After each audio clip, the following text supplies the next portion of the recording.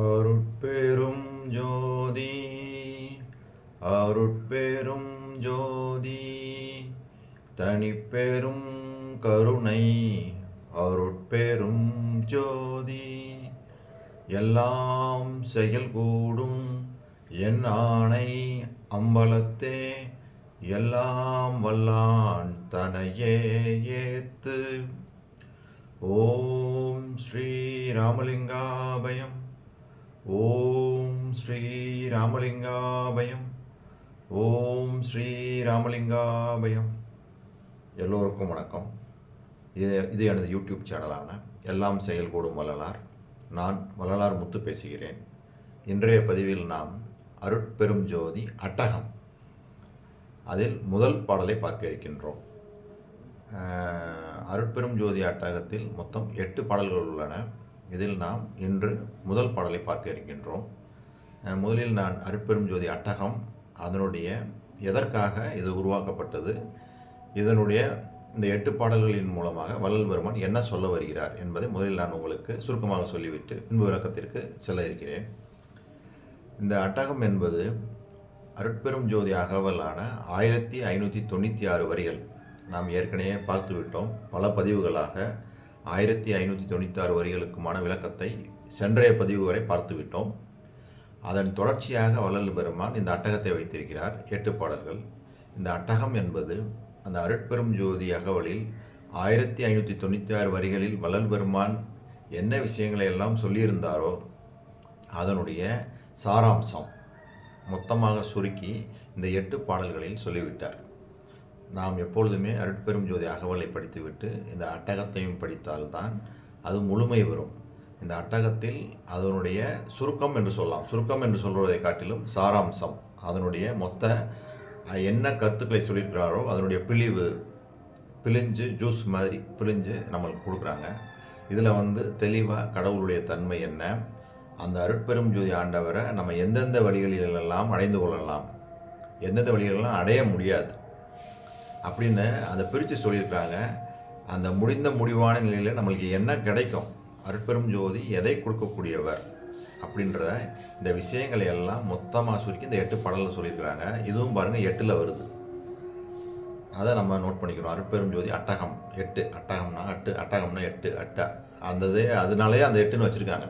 அருட்பெரும் ஜோதி அட்டகம் சொல்லி 8 பாடல்கள் கொண்ட இந்த பதிவு. சரி, இப்போ முதல் பாடலில் என்ன சொல்கிறாங்கன்னு பார்ப்போம். இந்த முதல் பாடலில் வள்ளல் பெருமான் என்ன சொல்ல வராங்க அப்படின்னா, அருட்பெரும் ஜோதின்றவர் எங்கே இருக்கிறாங்க, அண்டத்தில் எங்கே இருக்காங்க, பிண்டத்தில் எங்கே இருக்காங்க. இந்த பாடலில் அண்டத்தில் உள்ள மாதிரி தான் அமைச்சிருப்பாங்க. ஆனால் நம்ம புரிஞ்சுக்கிறணும், அவர் சொல்கிறது அந்த அண்டத்தையும் பிண்டத்தையும் நம்ம ரிலேட் பண்ணி தான் பார்க்குறோம் எல்லாமே. அப்போ அந்த அண்டத்தில் அவர் சொன்னது எல்லாமே பிண்டத்தில் எங்கே இருக்குது அப்படின்னு அவரே சொல்லியிருக்கிறாங்க. பல பாடல்களில் சொல்லியிருக்கிறாங்க. அதை நம்ம எடுத்துக்கிட்டு நம்ம புரிஞ்சுக்கிட்டோம் அப்படின்னா வள்ளல் பெருமான் சொல்ல வந்த விஷயங்கள் நம்மளுக்கு தெளிவாகும். இப்போ இந்த பாடலில் பார்த்தீங்கன்னா அவர் அந்த இறைவன் இருக்கக்கூடிய இடம் எங்கே இருக்குது, அவருடைய எதையெல்லாம் அந்த இறைவன் கொடுக்கக்கூடியவன் அப்படின்றத இந்த வரிகள் மூலமாக சொல்கிறாங்க. அது என்னன்னு பார்ப்போம். முதல்ல பாடல் வரிகளை படிக்கிறேன். அருட்பெரும் ஜோதி அட்டகம் பாடல் 1. அருட்பெரு வெளியில் அருட்பெரு உலகத்து அருட்பெரும் தலத்து மேல்நிலையில் அருட்பெரும் பீடத்து அருட்பெரு வடிவில் அருட்பெரும் திருவிலே அமர்ந்த அருட்பெரும் பதியே அருட்பெரும் நிதியே அருட்பெரும் சித்தி என் அமுதே அருட்பெரும் களிப்பே அருட்பெரும் சுகமே அருட்பெரும் ஜோதி என் அரசே. பாருங்கள், இதில் அருட்பெரு அப்படின்ற வார்த்தையை 12 முறை யூஸ் பண்ணியிருக்கிறாங்க. சரி, இந்த 12 முறை யூஸ் பண்ண மாதிரி இன்னொரு இடத்துலையும் 12 முறை உபயோகப்படுத்தி ஒரு பாடல் பாடியிருக்கிறாங்க. அதுவும் இதுவும் என்னோட சிற்றறிவு கேட்டினிய வரைக்கும் சரியாக பொருந்தி வருது. வள்ளல் பெருமான் என்னையை பொறுத்த வரைக்கும் இந்த பிண்டத்தில் அவர் பெற்ற அந்த அனுபவங்களை தான் இந்த வரிகள் மூலமாக சொல்லியிருக்காங்கன்னு நினைக்கிறேன்.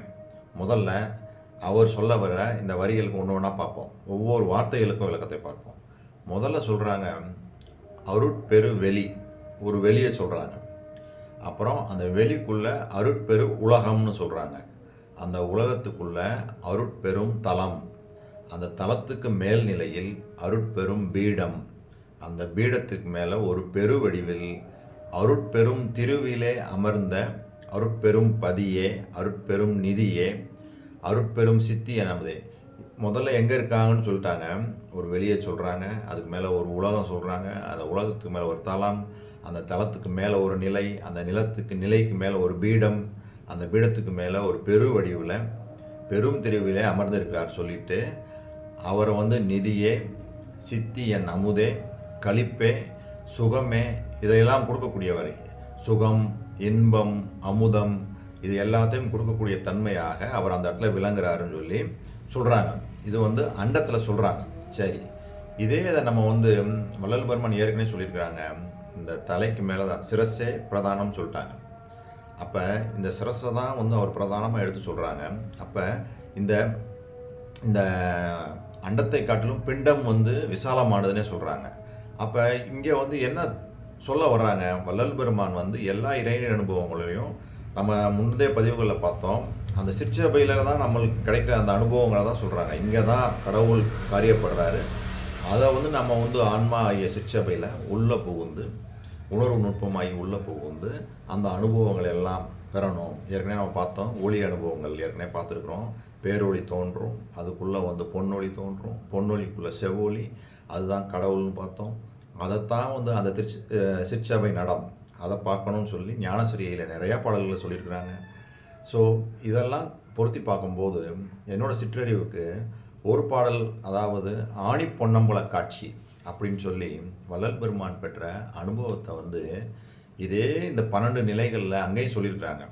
அதை முதல்ல அந்த பாடல்களை படிக்கிறேன். படித்ததுக்கப்புறம் இதையும் அதையும் ரிலேட் பண்ணி பார்க்கலாம், என்ன சொல்லியிருக்கிறாங்க, சரியாக வருதான்னு பார்ப்போம். சரி, இப்போ பாருங்கள், அந்த பாடல் ஆணி பொன்னம்பல காட்சி.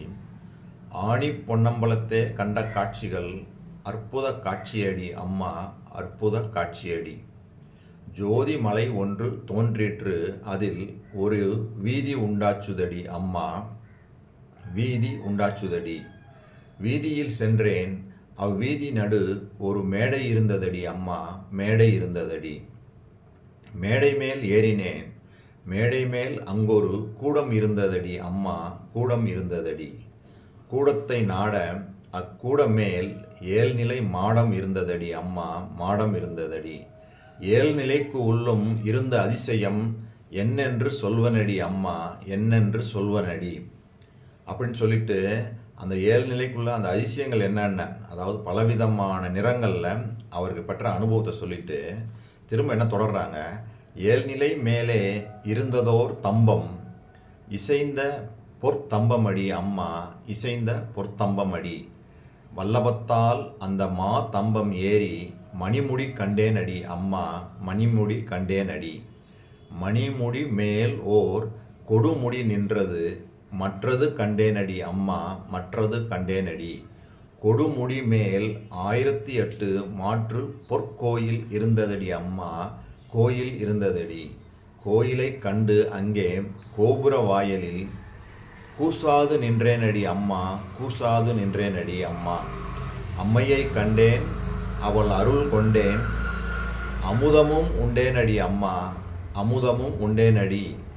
தாங்கும் அவள் அருளாலே நடராஜர் சந்நிதி கண்டேனடி அம்மா, சந்நிதி கண்டேனடி.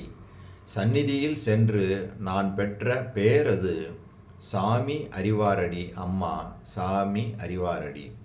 பாருங்கள், இந்த பாடலில் எவ்வளோ தெளிவாக சொல்கிறாங்க பாருங்கள். அவர் பெற்ற அனுபவங்களில் ஒன்று ஒன்றா சொல்லிட்டு வராங்க. எப்படி எப்படிலாம் சொல்கிறாங்க, முதல்ல ஒரு ஜோதி மலை தோன்றுச்சு, அதுக்கு மேலே ஒரு வீதி உண்டாச்சு, அந்த வீதிக்கு வீதியில் போனேன், அந்த வீதி மேலே ஒரு மேடை இருந்துச்சு, மேடை மேலே ஒரு கூடம் இருந்தது, கூடத்து மேலே 7 நிலை மாடம் இருந்தது, அந்த மாடத்துக்கு மேலே நான் அதிசயத்தை பார்த்தேன், அந்த மாடத்துக்கு மேலே ஒரு பொற்தம்பம் இருந்தது, அந்த பொற்தம்பத்துக்கு மேலே நான் மணிமுடி கண்டேன், மணிமுடிக்கு மேலே கொடுமுடி இருந்தது, அதுக்கு மேலே கொடுமுடி மேலே 1008 மாற்று பொற்கோயில் இருந்தது. அந்த கோயில் வாசலில் கூசாது இருந்தேன், அங்கே கோபுர வாயிலில் அம்மையை கண்டேன், அமுதம் உண்டேன்னு சொல்கிறாங்க. அதுக்கு மேலே அவள் அருள்வாள் நடராஜர் சந்நிதி கண்டேன்னு சொல்கிறாங்க. சந்நிதியில் நான் பெற்ற பேரு சாமி அறிவாரடி அப்படின்னு சொல்லி இங்கேயும் இந்த 12 நிலைகளில் அவருடைய அனுபவத்தை சொல்கிறாங்க. இப்போ ஒன்றுமே சரியாக பொருந்தி ஒரு பாருங்களேன். இங்கே வந்து அருட்பெரு வெளின்னு சொல்கிறாங்க, இங்கே வந்து ஜோதிமலை தோன்றியது அப்படின்றாங்க. அப்புறம் அருட்பெரு உலகம்னு சொல்கிறாங்க, இங்கே வந்து அதில் வீதி உண்டாச்சுதடின்னு சொல்லி ஒரு வீதியை சொல்கிறாங்க. அப்புறம் அருட்பெரும் தலம் சொல்கிறாங்க, அந்த இதுதான் வந்து வீதி மேலே ஒரு மேடை இருந்துச்சுன்னு சொல்கிறாங்க. அப்புறம் அருட்பெரும் அந்த பீடம் ஒன்று சொல்கிறாங்க பார்த்தீங்களா, அந்த பீடம் அருட்பெரும் பீடத்து, அதுக்கு தான் வந்து மேல் அந்த மேடை மேல் கூடம் இருந்தது அப்படின்றாங்க. அப்புறம் வந்து அந்த வடிவத்தை சொல்லும்போது அருட்பெரும் வடிவு அப்படின்னும்போது கூடம் மேல் 7 நிலை மாடம் அப்படின்னு சொல்லி சொல்கிறாங்க. அப்போ அந்த 7 நிலை மாடம் மேல் இருந்தது ஒரு பொற்தம்பம் அப்படின்னும்போது இங்கே சொன்ன அருட்பெரும் அந்த திரு அது வந்துடுது.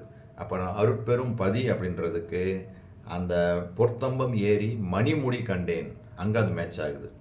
அந்த அருட்பெரும் நிதின்றது மணிமுடி மேல் கொடுமுடி நின்றது. அப்போ அந்த சித்தின்றது வந்து 1008 மாற்று பொற்கோயில் அதை சொல்கிறாங்க. கழிப்பேன்னு சொன்னது அந்த அம்மையை கண்டேன், அவள் கொடுத்த அமுதத்தை உண்டேன்னு சொல்கிறாங்க பார்த்தீங்களா, அதுதான் அந்த கழிப்பு. அப்புறம் சுகமேன்னு சொல்கிறது வந்து அவள் அருளால் நடராஜர் சன்னதி கண்டேன், அது வந்து சுகம்.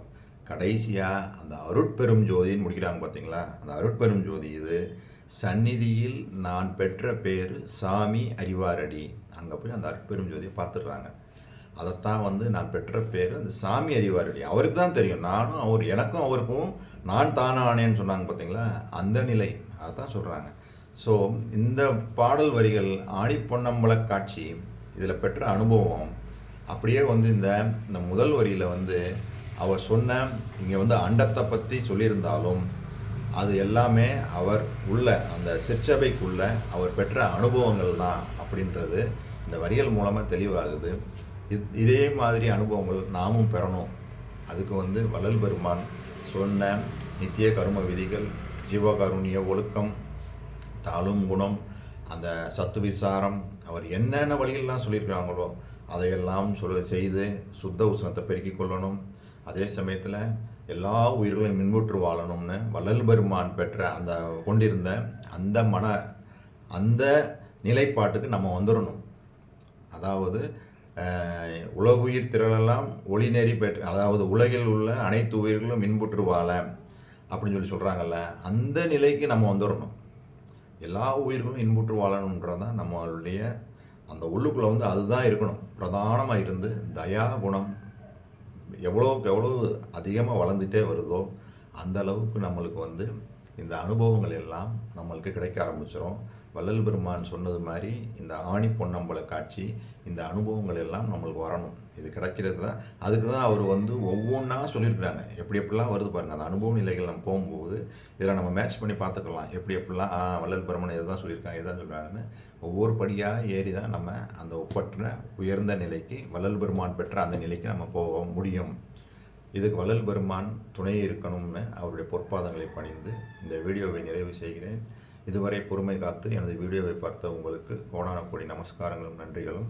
நாளைய பதிவில் நாம் அருட்பெரும் ஜோதி அட்டகம் 2வது பாடலுக்கான விளக்கத்தை பார்ப்போம். மீண்டும் சந்திப்போம். அருட்பெரும் ஜோதி அருட்பெரும் ஜோதி தனிப்பெரும் கருணை அருட்பெரும் ஜோதி.